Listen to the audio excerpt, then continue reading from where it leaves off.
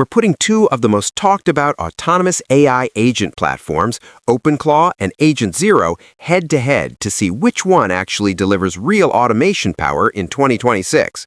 Whether you're a creator, developer, or productivity junkie, this comparison will help you decide what really works versus what just sounds cool. Openclaw is an open-source AI agent framework designed to automate tasks by executing actions across your apps, calendars, emails, files, and more, basically turning natural language goals into workflows. It's flexible and fast, with sub-agents that handle microtasks and integrations with cloud services that can make it feel like a digital assistant working behind the scenes. But that power comes with a catch. Openclaw's deep access and ecosystem of third-party skills have raised serious security flags, malware and extensions, credential exposure risks, and dare we say rogue behavior in edge cases, making it impressive yet potentially dangerous if not properly secured. On the flip side, Agent Zero takes a more engineer-friendly and structured approach.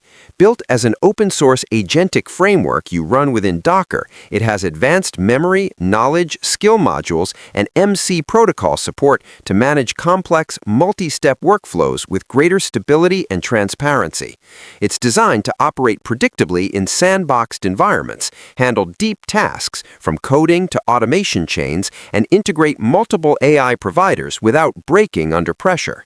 Early community tests show Agent Zero handling real outputs reliably, where Openclaw sometimes stalls or needs extra prompts. So what's the real takeaway?